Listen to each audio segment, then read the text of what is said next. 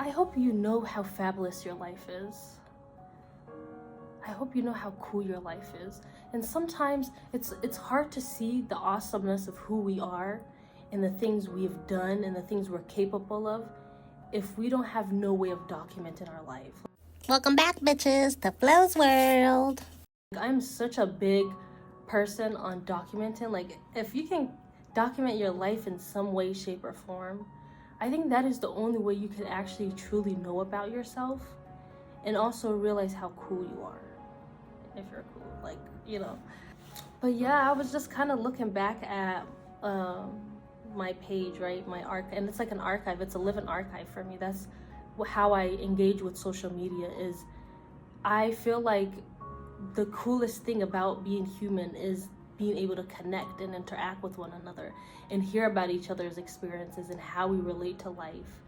And with the way that we go about social interactions now, which is very limiting on a person to person in real life, and it's more social, it's like, how can we still, for me, it's like, how can I still have that impact in life where I'm having a real human interaction with somebody through a new way of relating, which is through social media, while keeping that vulnerability and, I don't know, being able to document my life too. Because the cool thing about other human life and other people is that through getting to engage with each other and be in relationship in whatever way that looks like, and that bond you guys share, you're able to also like have a documentation of each other's lives. You know, that's why you can sit back and like share moments. Those are a form of archive, but in our mental, like, you know.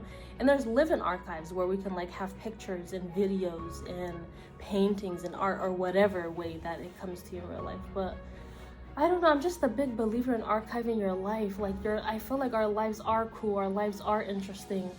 I don't feel like there's just one story that is so cool and that everybody should just think it's cool. I think everybody's lives are cool, you know?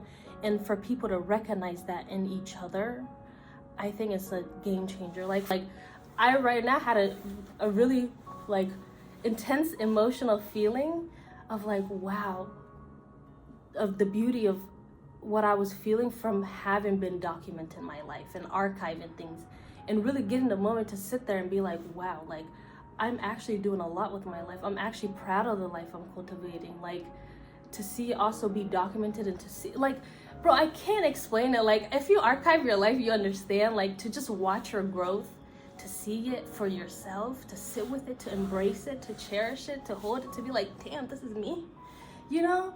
And you documented it in a way that's true to you. That's the other thing that hits so much harder, is being able to watch an archive of myself, but it's to my truth, because I was the author of it, you know? I decided to position myself in a way where, like, who says I can't write my own goddamn story? That's the other thing about archiving, I feel like, is facing that reality of feeling like we're not in a position to tell our story.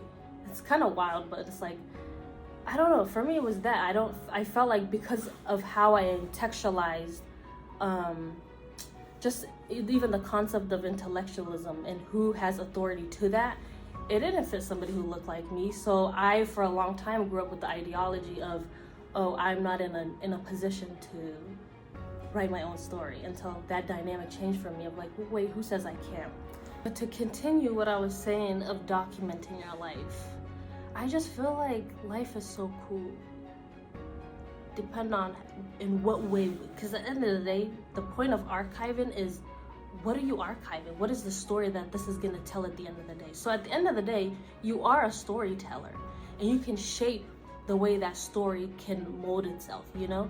And then you get to act it out. You get to be like, I tried this, I don't like it. You can rewrite it, you know? You have free will. That's what I'm saying, you know? You have free will, so you can practice that. But I just think that's what makes life cool. If we say, oh, but my life is not cool, that's already a story you've written, you know? Remember, you are a writer in your own life, writing the story. If you're an archiver or any type of artist, you're right, you're telling a story, you know? Every day we're telling stories, and then we're like, we're not writers. No, you are a writer, darling. You just don't think your style could be a form of a writer, or you've been probably internalized an idea that told you couldn't be a writer. But you are a writer, you're a storyteller. Everyone's a storyteller. And also having to also in my life embrace that more, you know? And if that means following the nudges and just showing up authentically as myself, that's the best job I could do. It don't get no better than that. Seriously.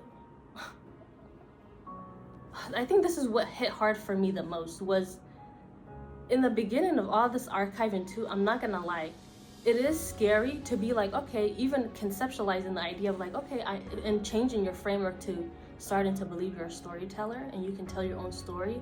It does come with that fear of like, you know, I don't know, I don't want this and that, what are people gonna think? Like, those are valid fears that are gonna come up. And I remember going through stuff like that with my own personal life in the beginning of this, like, that's when I like kind of also started buying equipment for what I wanted. And I was kind of like getting serious. You know, when you're like, I'm gonna do it, but I need to get this. I need to do it, but I need to get this. But low key, it's like, you could do it, but you're just kind of using the I need to get this to like postpone time. I'm not gonna lie, I was doing that. I was definitely doing that. But then at some point I was kind of like, I can't keep making excuses. I gotta give it a fucking try, you know? And it's like, I think we're so afraid of like failing or being made fun of, I guess, or being embarrassed or whatever it is, that kind of like makes us fearful to even give it a try. And I was there, but then at some point I was like, okay, you know, when you just keep running in that same fucking loop, at some point you get tired. So I was like, I'm tired. I'm tired of this, grandpa. I'm tired of this. So I was like, yeah, I'm tired of this. I need to just give something a try, you know? And then I remember I started giving certain things a try, and then it started becoming a thing of like play for me, because with me, I'm somebody who loves to play. Any way of turning things joyous for me is turned into a way where I can see it as like it's a form of play. And I started looking at like sharing my life and archiving my life as a play thing, you know? And I don't know, it was kind of hard because it's like, you know, you're conceptualizing this idea of like, I'm a storyteller, I can tell my own story. And then it's like, you also are too fear. I don't know, at some point I was like, okay, but what is the outcome? But the thing is, you're not supposed to worry about the outcome. The story is gonna tell itself, you know? And it's like, well, yeah, but in storytelling, you're supposed to have the middle, beginning, and end, you know? But it's like, yeah, but you're also living your life, so embrace the unknown a little bit. And I had to also come to that conclusion for myself, like, just embrace the unknown a little bit. And I was like, what's wrong with that? I was like, ain't nothing wrong with that. I think I could do that. I think I could do that. I would just post. I started sharing little things that I love. I was actually starting to be like really impressed with myself. Because the thing is, once I get into it, I really be into something. And then everything starts becoming cool. And being able to combine all of my knowledge became a form of play for me, of like, oh, I could use my art. I could do video. I could do this. I could do that. And also, I'm somebody who kind of gets bored when I do one thing too long or too much. So I kind of need a lot of things to play with. And my brain can handle that. Sometimes I like that. It's like an energy thing. I don't know what it is. So I was like, oh, this really works for me. And I was starting to be impressed with my work. So I think the fears that I would have started kind of lessening because I was like enjoying what I was really liking. But the thing is also, it's like you don't have no direction. And I think that confuses a lot of people of like, I don't have no direction though. I don't know where I'm going with this. It's not making sense. And then we try to look at, I don't know, people that are already doing good. And then it's like, well, this, and it's like, just leave those thoughts alone, bro. Like that shit just confuses everything. If you're trying to make a gumbo pot and you want to mix everything in, do that. But if you're just trying to make a single, let's just say, mashed potatoes, all you need is mashed potatoes, and you're saying you want to make mashed potatoes right now, so you can't worry about all this other stuff, you know? You can't like worry your mind with ingredients of gumbo when you're trying to make mashed potato. When you make mashed potato, you just worry about the potato. That's it. So do the same thing with yourself. And then I was like, oh yeah, that works. That works. And then I stopped kind of worrying about like what the direction is or what I'm even trying to do, or if what I was doing was gonna make sense to people. Because also, yeah, those thoughts do creep up. I'm not gonna sit up here and act like we're just extraordinary beings, or I'm an extraordinary being. No, those fearful thoughts do come up, and those are the things that you also have to navigate. And for me, that's the other thing of why I don't separate my healing and my art. I feel like for me, in my world, they go together, you know? In order for me to get better in my art, that means things are gonna show up in my body. And those are things that I'm gonna feel in my body and have to confront. whether I want to or not. And a lot of people are like, well, how does that happen? Well, if you get a feeling of like shame, like, oh, I don't think I'm worthy of doing this, I don't think I'm capable of doing this, I don't think I should do this, and maybe it's coming from a trauma of like shame and you don't deserve it or whatever, it's gonna show up in your body somehow, some way, somehow. If you're feeling grief or anxiety about something, it will show up some way, somehow in your body, and then that will manifest in your thoughts, and then you're feeling things, and then your emotions, and then that's dictating every other thing that you do. And so you're here thinking, oh, why am I not really cultivating the things that I say I'm doing, even though I say I'm an artist, or somebody who loves doing art, somebody who likes making music, somebody who likes dancing, somebody who likes rapping, somebody who likes, I don't know, whatever it is that you like, you know? But realizing that if I'm not aware or in tune with my body, and not realizing how these thoughts that are manifesting in my mind that are producing the outcome of the work that I want to produce, or the art that I want to produce, or the craft that I want to produce, whatever that is reflective of also how I feel in my body and what I'm holding. And if I'm not being honest about that, or not doing something about it in a healthy way, because we could be doing something about it, but that's when we have to ask ourselves and be honest of, are we actually meeting the needs of assessing this thing that is asking of us to be met, or are we coping and suppressing it even deeper and escaping in a way? But through that escape, it feels like we're not having to deal with it because we're suppressing it, but really it's like it's gone for that moment, but it still lives in your body. And if you don't pay attention to that, be aware of that, be conscious of that, and you know, like play the role of assisting healing in that part of yourself, then it's always gonna manifest in the outcome of everything that you produce. Every single thing. Even you yourself, you know, who you are, how you show up, what you believe about yourself, those things are also dictated by what's living in your body. And if you don't realize that, and the times that I didn't for myself, I was working 10 times harder than I needed to, when really I was neglecting the very thing necessary to be able to obtain the thing that I was asking for, which was my whole body, like me, the self. And at some point I was like, bro, I'm not gonna work harder anymore, I'm gonna work smarter and do things in a way that actually feels also aligned to me and my truth as well, which is looking at the aspect of myself. Like, I gotta hold a mirror up to myself. And the thing is, even when you at some point obtain great amount of success, even without ever having to look at yourself in that deep way, you're always gonna feel a void. You're always gonna feel a freaking void. Because even at that point, it's like, yes, you've obtained success, but it's success outside of you. The minute that's gone, can you still stand as who you were and who you are? Most times people can't. And honestly, that's why I'm like, it's a wise person will see, why don't I actually also look at the thing that's actually producing the greatness? If what's coming out of me equates to greatness, and that's recognized, and that's what's building the ego, not the soul, but the ego, I should also look inwardly and see that the greatness also exists there. And if there's something contradicting that greatness, then I should look at it very, very carefully, you know? Because with me, it's like, how am I able to create something that the outcome and the feedback I get is great, but I don't believe that about myself? And whether people say that to you or not, and it could be evident of the work that you produce, what you then produce is always going to be limited to your own fundamental beliefs. And the minute you realize that, oh my God, when I say like the whole game said, woo, it said, what is that? Woo, literally. And I was like, wow, like I was being a whole block and a barrier to my own greatness. And that's the thing that happens. And that's why I say my healing and my art, my artistic abilities and artistic self and my healing go together. They very much, it's like a web. It's like yin and yang, you know? They go together real bad. And it's for that same exact reason.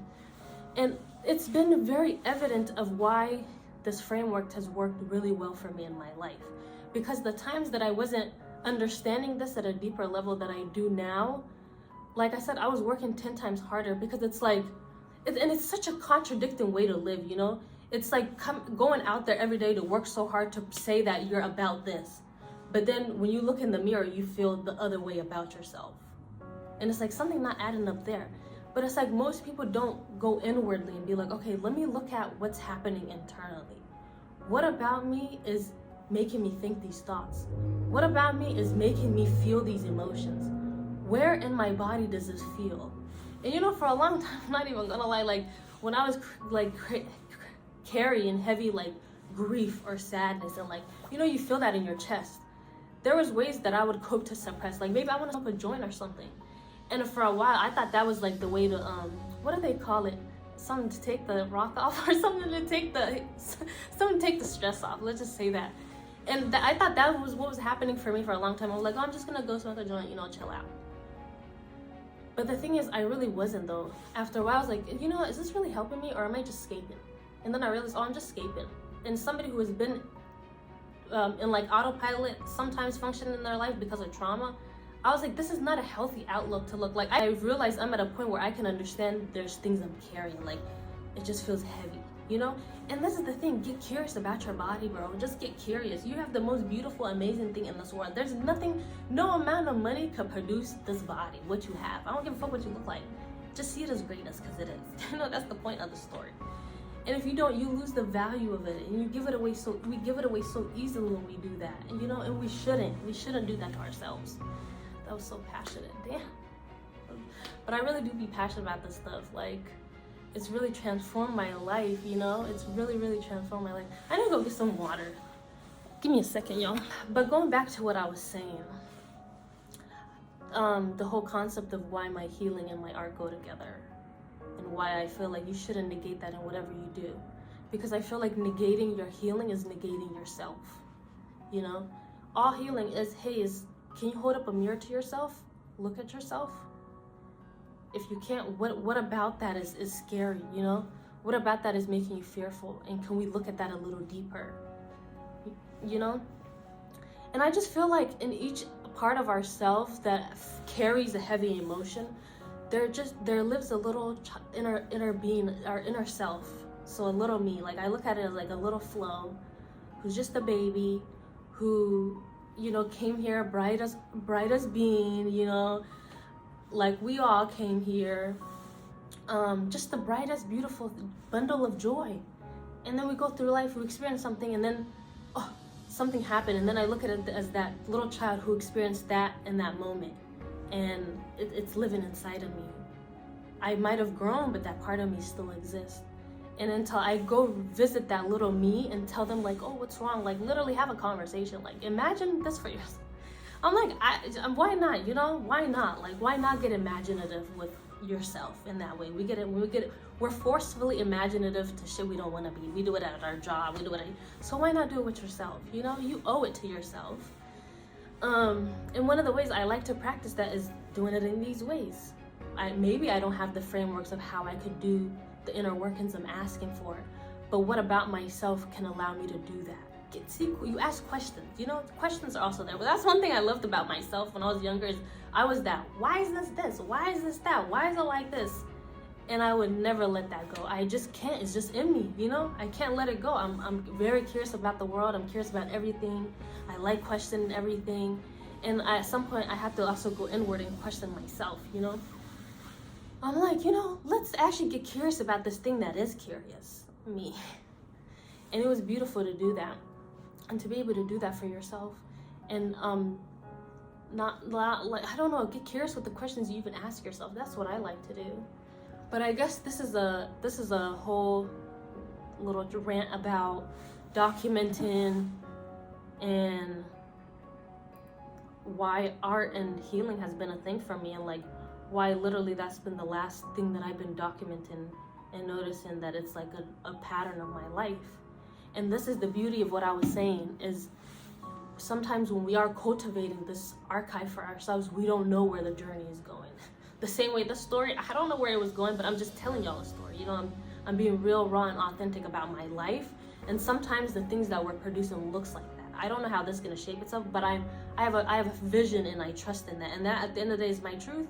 And whatever came out, no matter however way it came out, is the truth, because that was the truth. So I look at my archive the same way.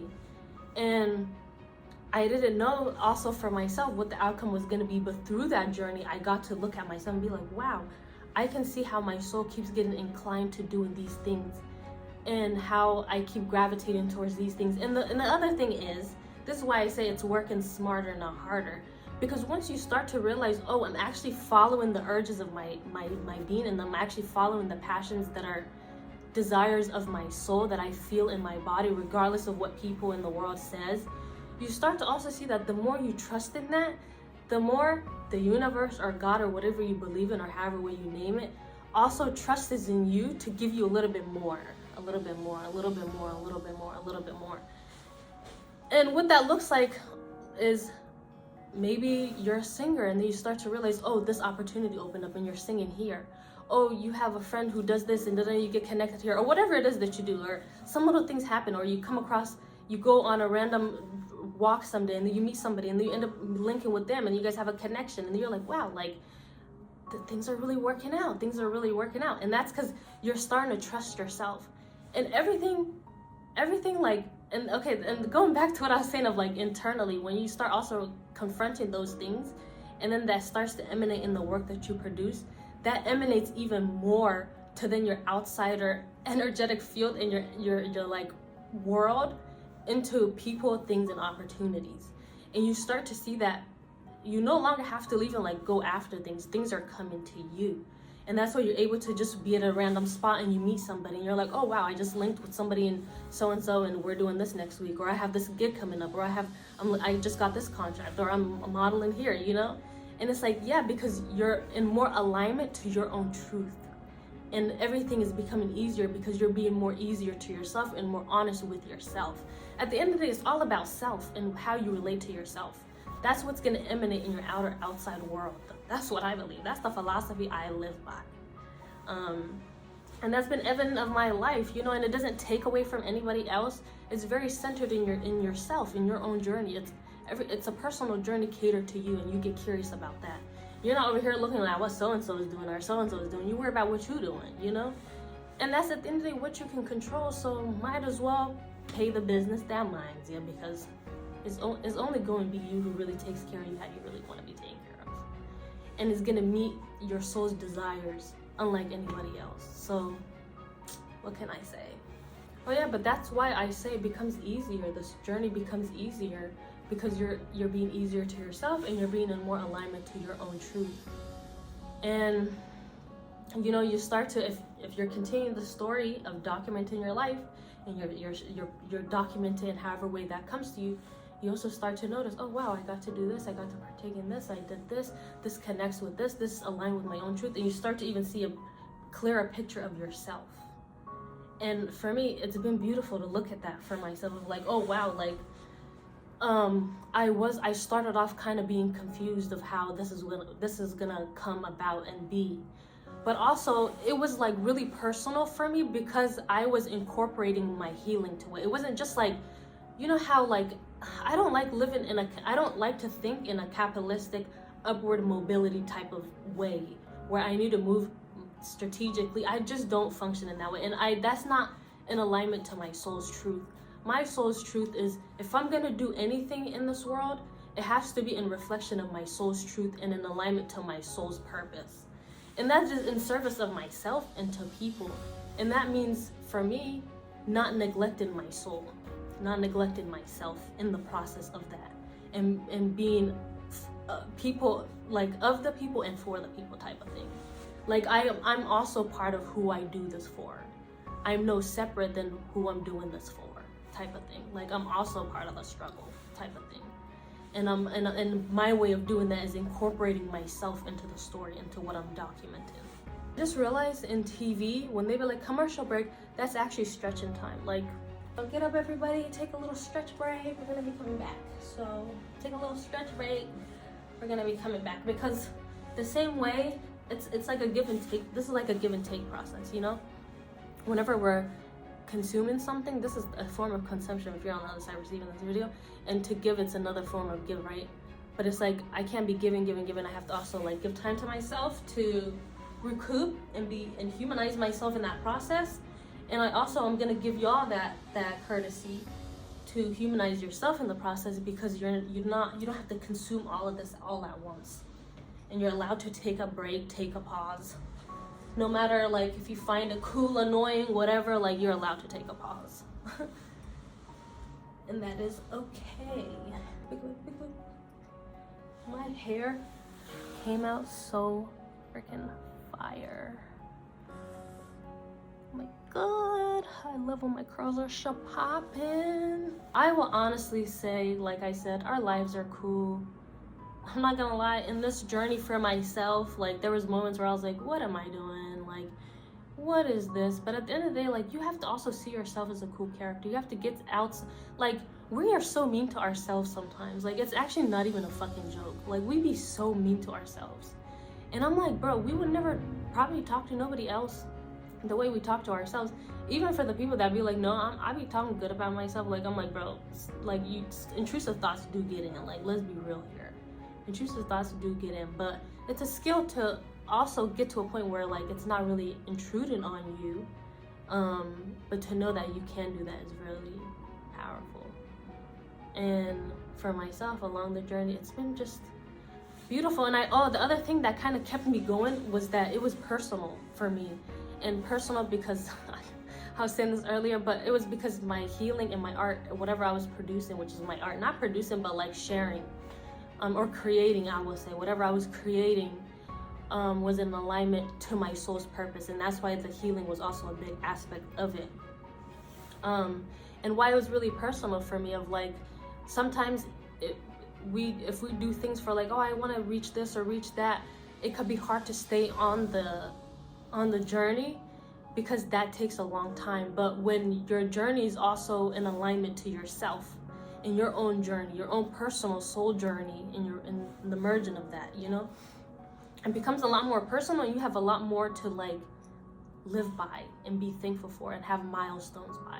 Like there's a lot of things that maybe the things that I'm creating might have not created and like gotten recognition for, but when it's in alignment to my own journey as self, with the self, my journey with the self, I have a lot other things to be accounted of my accomplishments for.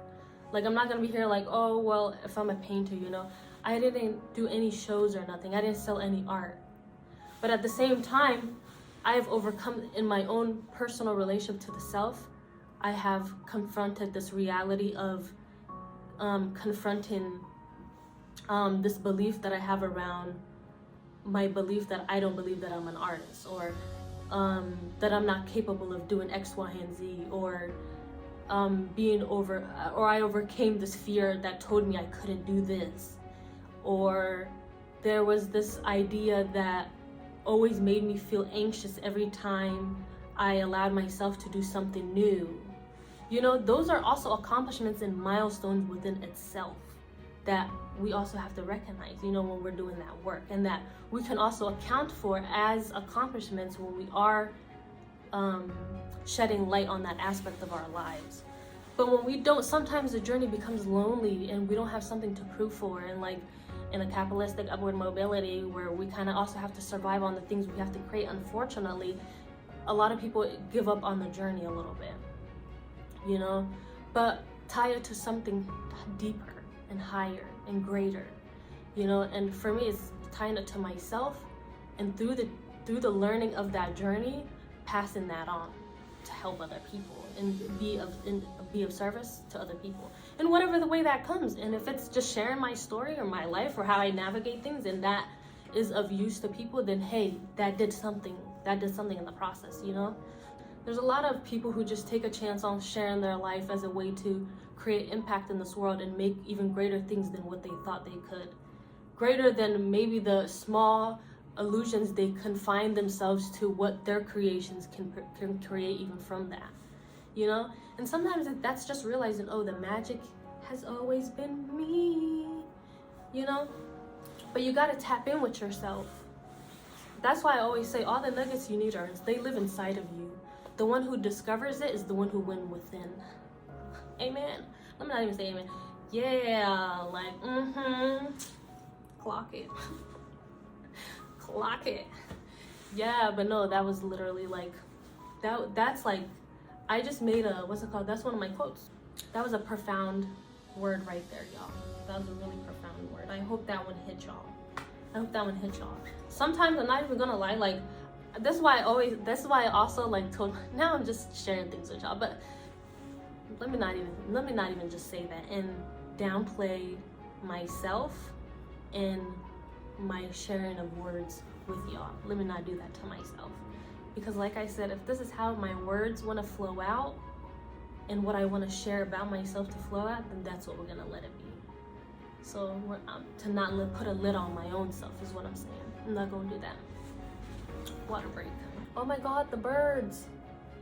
Oh, I love birds, especially crows. Like I paint a lot of crows in my paintings. Sometimes I'd be having these like really big, deep, intense feelings because I've learned how to have a big heart. You know, I've learned how to like shed all that grief. Sometimes trauma doesn't allow you to feel certain depths of feelings. I don't know if you can see up there. There is a chart, and that chart has all the different types of emotions that we can feel on a human scale, and the vibrations of each one.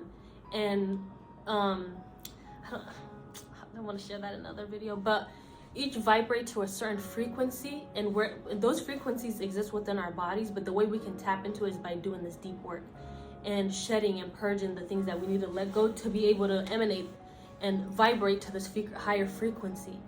And also what I realized for my life is when I was emanating like denser emotions within my body, and I was holding heavier emotions that I've suppressed for a very long time, it was harder for me to feel these higher frequencies of feelings that we can feel in our bodies, because they required a different set of frequencies within the body that I didn't have at that time, because I needed to shed and purge and let go of what the body was holding.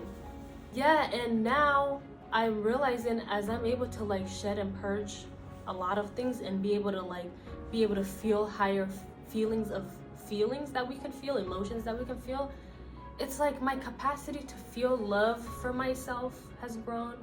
My ability to feel love for other things and other people has grown. And I think that is the beauty of like life, you know? Fear and all these things we feel in the world, it just like hardens our heart, and then we don't feel for ourselves, we don't feel for other people, we don't feel for the world. But the love that I'm sharing right now, that of like I hope you feel like, I hope I'm just gonna send all this energy right here, like I hope you can feel like the immense love I feel in my heart emanating of how beautiful your life is, like how beautiful your life is and how worthy of documenting it is. And I remember one time there was just this old lady who used to live kind of near us, and she was really nice, and we used to go over to her house. And I remember one time she pulled out a picture of her when she got married and when she was like in her early 20s or something. And I look at her now, and she was looking at that picture of herself, and I remember I was like, can I take a picture? And it was her holding that picture of herself, looking at herself at her age now, or at her old age now. And it was just something so like symbolic to me of like, wow, like what a life. You don't realize what a life you've lived. That's the thing about archiving that hit me, is like, I don't realize what a life I've lived until I see the things I've captured about myself and the story I've written about myself. And I don't write just in like digitally, I like social media wise, or like posting wise, or like content wise, or like videos and pictures. Like I also journal, like I journal like as much as I can. And there's other ways that I document my life that I'm just kind of like, when I look at, I'm like, what a life I've lived, and what a life to have lived. And in that moment, I've also had that feeling with her, and we both felt that feeling of like, wow. And also, it's like I was in my early 20s. I think I was like 21 at that time, and I was like, wow, I'm at the age she was at when she was looking at this picture. So I'm here looking at my future self in her shoes one day, looking at a picture of myself, and I'm like, what kind of life do I want to live? What kind of life do I want to create? What type of pictures and documentations do I want to have and leave for myself to look back at one day, just be like, wow, like, wow, wow. You know how beautiful that is. And the thing is, I love and I believe in the beauty of the change that happens throughout our life, and I welcome it all. And just to see that and document all of that, like, I hope you don't confine yourself and what you post to the confines of just social media and trying to appear a certain way. I hope you do it for greater reasons and to see how cool your life is, and I also use it as a way to manifest who I am and who I'm becoming. Like in this journey, when I was unsure of a lot of things that I was doing, I started also pivoting. Instead of, why would I shrink myself and be like, well, should I continue doing this because I don't see myself as this? And I was like, no. Because when you're doing the healing work and you're combining whatever you're doing with the healing, you're forced to look at these shadow aspects of yourself, the shadow elements of yourself, which is these questions of like, well, am I, the questions I just asked. But looking at that shadow trigger will mean doing that deeper work and realizing, actually, yeah, like instead of worrying about that, why can't I pivot to something more positive for myself? And that just changes the whole game. The journey will show you it all.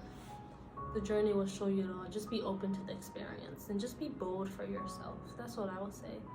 And like I was saying, like, even if you don't believe it, you will start to see it because you're showing up even when you don't feel it. That's the point. That's the part of the journey that people don't get. It's like they think they're gonna show up once they feel like it. No, you gotta do it even when you don't feel like it, and then you arrive to being it. That's what it is, do it till you feel, do it even when you don't feel like it, so when you arrive, you are it.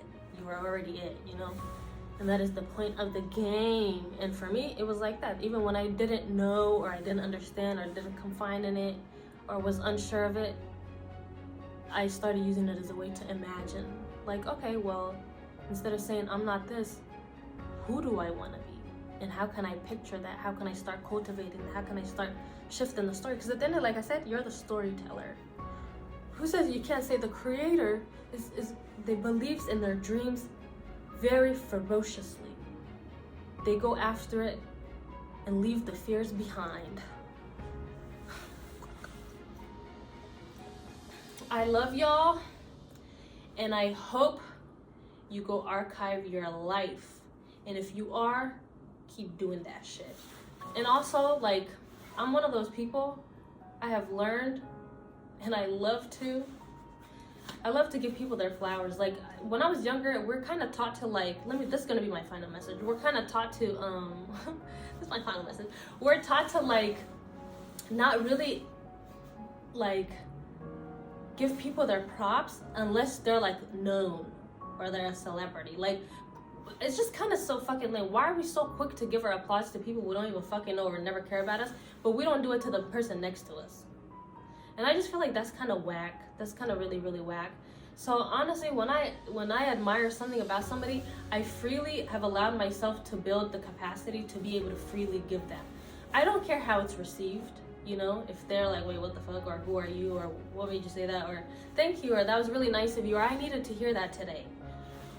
The reaction of what's given from the other end, it's not for me to receive. And I feel inclined to give somebody a prop, or you're inspired by something, or there's just something, I don't know, I feel like we should say it. Because I will say, along the journey of writing your story and figuring that out, you are unsure a lot of it, but it does help when people are able to, like, kind of give you that little nudge a little bit and be like, hey, I see what you're doing and I really fuck with it, or like, keep going. Those things really help. And along the way, for whoever has done that for me, I love y'all, I appreciate y'all. And I also have seen and have always enjoyed and have always, like, loved and have always been appreciative of when people do that for me. And I'm somebody who, I like to reciprocate what feels good, because in a way, like, we all feel the same, so if this was really a really loving gesture, like, why not give it out? And I like to give it out. So if you can do that for people, I'll also always encourage that. I'll really, really also encourage that. Like, ain't no need to be tight about shit. Like, who gives a fucking fuck? Who gives a fucking flying fuck? Just give it out with a loose heart. Like, don't tie anything to it. Just, if you really fuck with it, just say, hey, I fuck with that. That was really cool. That was really dope. You don't know how long that goes for somebody. You really don't know. Let me tell y'all a little. I really said that was my last one. One more. Just one more. Just one more. But I remember one time, right? And, like, I don't know. It also, like, it's so beautiful to just watch somebody melt in that compliment, and how much you can see somebody might have needed that sometimes. And just them melting, it melts you away too. It melts me away. Like there's times where like, yeah, there was times where people did random like strange things for me, and I was like, wow, like you don't even understand what that felt like for me. So why not extend that out to somebody, you know? But one time I was walking to work or something, and I was coming down these stairs, and there was this girl that was sitting at this like bench or whatever, and she was kind of like sitting like this, but the thing is she looked so good. She looked so freaking like pretty. Like her hair was so cute, her outfit was so cute, what she had on was so cute. And I was like, oh my. And then I remember, but I don't know, she just kind of looked really down or whatever, but I was mindful of that, but I was just like also like mind blown, but just how beautiful she was. And I remember I walked by her and I was like, oh my god, you look so beautiful, I hope you take some pictures today.